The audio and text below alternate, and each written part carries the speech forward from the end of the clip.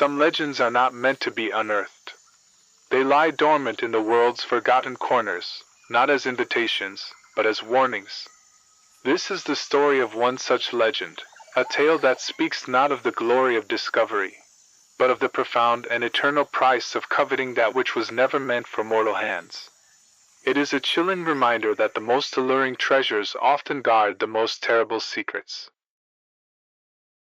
It was a tale whispered by the few who had ever ventured deep into the forgotten, emerald heart of the Amazon, a story often dismissed as the delirious ramblings of fevered minds or the desperate fictions of men driven mad by solitude. Yet the narrator, a man whose eyes held the weary wisdom of 100 sun-drenched expeditions, insisted on its chilling veracity. He had reportedly heard it from an old river guide, a man with a face like ancient leather, who claimed to have seen the aftermath, or rather, the lingering echo, of the events himself. It was a cautionary narrative, the narrator explained, about a man named Ted DeLeon and the ultimate price of insatiable avarice. Ted DeLeon was a name known in certain circles, those hushed, smoke-filled rooms where maps were unfurled and legends discussed over strong, dark liquor. He was a treasure hunter, not merely for the thrill of discovery, but for the untainted, gleaming promise of wealth.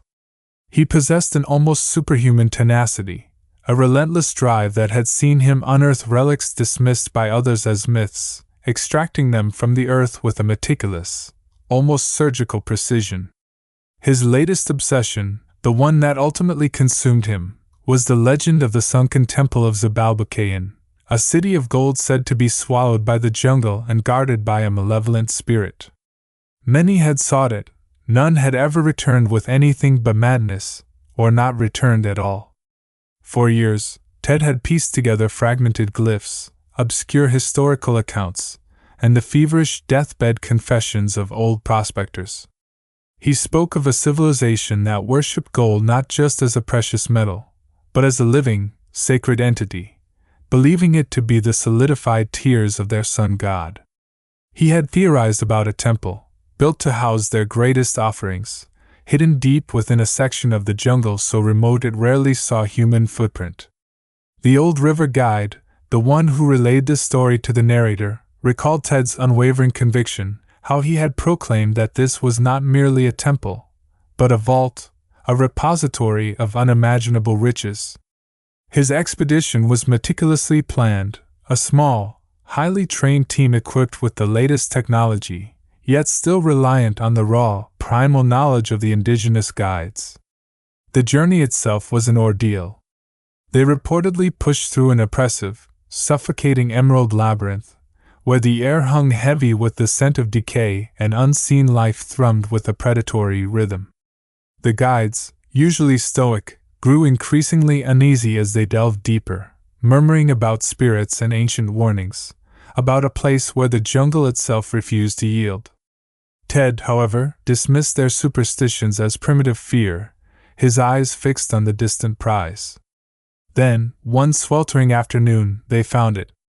Not a grand, imposing edifice, but a moss-choked, vine-strangled entrance, a gaping maw in a cliff face that time and nature had almost completely reclaimed.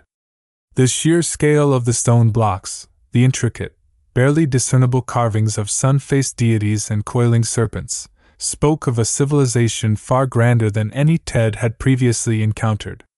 The air around the entrance was noticeably cooler, almost unnaturally so, carrying a faint, metallic tang. The guides reportedly refused to go further, their faces etched with a terror that even Ted could not entirely ignore. They explained, through strained, hushed tones, that the spirits of Xibalbachan were not to be disturbed, that the gold within was not for mortal hands. Ted, however, merely waved them off, promising them a larger share of the profits for their stubbornness, believing their fear to be an obstacle to overcome, not a warning to heed. He was convinced they were merely trying to scare him away from his fortune. He entered alone, armed with a powerful torch and an insatiable hunger. The interior of the temple was a revelation, a vast, echoing chamber carved from the living rock, its walls and ceilings shimmering with a faint, ethereal glow. The source of the light soon became apparent: gold. It was everywhere. Not just statues and artifacts, but the very rock itself seemed infused with the precious metal. Veins of pure, unadulterated gold snaked across the floor, climbed the walls like glittering ivy, and dripped from the ceiling like frozen tears. Statues of snarling jaguars and serene, winged figures stood sentinel, their eyes gleaming with embedded emeralds and rubies. Piles of ancient coins lay scattered like autumn leaves, their surfaces still holding the sharp relief of forgotten kings. It was a king's ransom, a treasure beyond the wildest dreams of any mortal man, a veritable ocean of the sun god's solidified tears. Ted felt a surge of exhilaration so potent it bordered on delirium. He reportedly laughed, a triumphant, breathless sound that echoed unnervingly in the silent chamber, declaring that he had done it, that he had found it, that it was all his. He moved like a man possessed, his gloved hands reaching out, almost reverently, to touch the gleaming surfaces. He ran his fingers over a shimmering vein of gold on the wall, marveling at its purity, its impossible density. It felt cool, almost alive, beneath his touch. Then, his eyes fell upon a particularly exquisite nugget, half embedded in a craggy outcropping, pulsing with a warmth that seemed to contradict its metallic nature. He pried it loose carefully, a piece of gold the size of a pigeon's egg, perfectly formed and impossibly heavy. As his bare fingers closed around it, a strange sensation prickled his skin, a faint tickle that quickly morphed into a subtle burning. He reportedly shook his hand, thinking little of it, attributing it to the dry air or excitement. He carefully placed the nugget into a pouch he carried, his mind already calculating its immense value. He spent hours in that chamber, a solitary figure dwarfed by the sheer opulence, collecting smaller pieces, inspecting larger artifacts, planning their eventual extraction. The wealth was so vast, he understood, that he would need a small army to remove it. As he prepared to leave, the burning sensation returned, more insistent this time, on the back of his hand, precisely where he had first touched the large nugget. He glanced down, and a chill, more profound than the temple's unnatural coolness, snaked down his spine. There, just beneath the skin of his hand, was a tiny, almost imperceptible fleck of gold. It looked as if a minute shard had somehow embedded itself, glinting beneath the epidermal layer. He reportedly tried to scratch it off, then pick at it, but it was not on the surface. It was in him. A faint metallic taste bloomed in his mouth, a strange, sweet-sour tang. He dismissed it, telling himself it was merely a trick of the light, a figment of his overstimulated imagination. Perhaps a tiny piece of the gold had adhered to his skin and was merely reflecting his torchlight. But as he made his way back through the jungle, the sensation grew. The fleck on his hand seemed to subtly expand, forming a delicate, shimmering network of gold threads just beneath the surface of his skin, resembling a miniature, luminous spiderweb. The metallic taste in his mouth intensified, becoming a prominent, cloying flavor that he couldn't rinse away. He began to feel a dull ache in his bones, a strange stiffness in his joints, as if his very blood was thickening. He reportedly tried to ignore it, attributing it to fatigue and the strain of the expedition. Yet, the gold continued to grow. By the time he reached his camp, the fleck on his hand had blossomed into a patch, a quarter-sized disk of lustrous, living gold that pulsed faintly, drawing the skin taut around it. His fingers, he noticed with a rising sense of panic, felt strangely heavy, less flexible. He secretly examined his body, finding similar, smaller golden spicules now appearing along his forearms, across his chest, and even on his face, tiny, almost invisible veins that caught the light with an unnatural sheen. He reportedly tried to scrape them off, to claw them away with his fingernails, but they were not external. They were of him, growing from within, beneath his very flesh. The pain was dull at first, a throbbing ache that grew sharper with each passing hour, as if his muscles and tissues were being slowly, inexorably replaced by a denser, unyielding substance. He reportedly felt a desperate urge to confide in his team, to ask for help, but a more potent fear held him back, the fear of being seen as mad, of having his incredible discovery questioned, of losing control. He reasoned that it must be some rare mineral poisoning, something that could be cured once he returned to civilization. The journey back was a torment. Each step was an agony. The gold, he understood with a horrifying certainty, was flowing through his very veins, replacing his blood, calcifying his bones, turning his flesh into something cold and hard.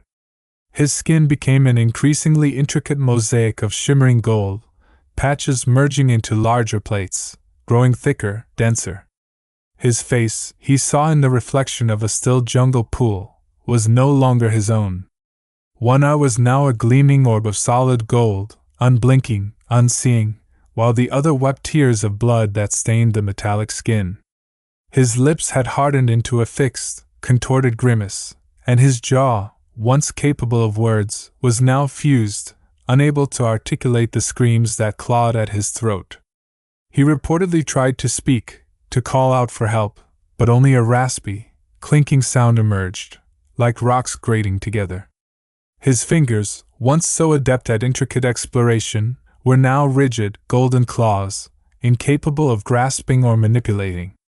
His body, once lean and agile, was becoming a heavy, unwieldy mass, each movement a Herculean effort that sent shockwaves of agony through his ossifying frame. He could feel the gold, he reportedly thought, growing, expanding, suffocating him from the inside out, yet leaving his mind terrifyingly lucid. He was a living sarcophagus, his consciousness trapped within a tomb of pure, gleaming metal. The old river guide, the narrator said, described finding the expedition's camp deserted, the tents torn, supplies scattered, as if a great struggle had taken place. There were no bodies, only signs of abandonment. He reportedly followed Ted's trail, a path marked by broken foliage and inexplicable gleams of gold dust, a metallic glitter that pulsed with an ominous light. He confessed to the narrator that he was, at first, hoping to find a share of the treasure, perhaps a discarded artifact. Instead, he found only a deepening sense of dread. The trail led back to the temple. The ancient structure now seemed to hum with a malevolent energy, its entrance glowing faintly with the internal reflection of immense, silent wealth. The guide reportedly found Ted there, less than 100 yards from the entrance, unable to move. He stood, or rather, was rooted, in the thick jungle mud, a statue of pure gold. His head was tilted slightly upwards, as if in silent supplication or eternal agony. One arm was stretched out, a gesture frozen in time, reaching for something that was no longer there. His features, though rendered in unblemished gold, still carried the faint, terrifying echo of his final, desperate expression, a scream that would never be uttered, a plea forever unheard. His clothes, too, had been absorbed into the transformation, now forming part of the gleaming, metallic surface, his very pores seemingly exuding the precious metal. The old guide reportedly did not touch him, understanding, with a primal horror, what had transpired. He described the statue as unnervingly lifelike, particularly in the way the sunlight caught the surface, making it seem to breathe, to pulse with a faint, unbearable life. There was a terrible, unshakable aura of suffering emanating from it, a silent shriek that resonated in the very air. The guide fled, reportedly not daring to look back, convinced that the curse of Zabalbakayan was real, and that Ted De Leon was its eternal, exquisite monument. The narrator paused, letting the silence hang heavy, broken only by the crackle of a distant fire. He reiterated that the old guide swore the statue still stood there, deep within the jungle, unmoving, gleaming, forever caught in its agonizing transformation. He confessed that the guide believed Ted De Leon continued to exist within his golden shell, utterly conscious, utterly alone, forever aware of the gold that had consumed him, and the price he had paid for its touch. The story, the narrator concluded, was a chilling reminder that some treasures are not meant to be found, and that the greatest riches often come with the most unimaginable and eternal costs. And somewhere, deep in the emerald embrace of the Amazon, a man of gold might still be screaming, silently, for all eternity. And so, the jungle keeps its secret, and its guardian. The shimmering form of Ted DeLeon remains, a permanent fixture in the emerald gloom, a monument not to achievement, but to avarice. His silent scream is a whisper on the humid air, a caution to any who would listen that some doors, once opened, cannot be closed, and that the true cost of a dream can be an eternity of nightmare. The treasure does not change hands, it changes the hand that touches it forever.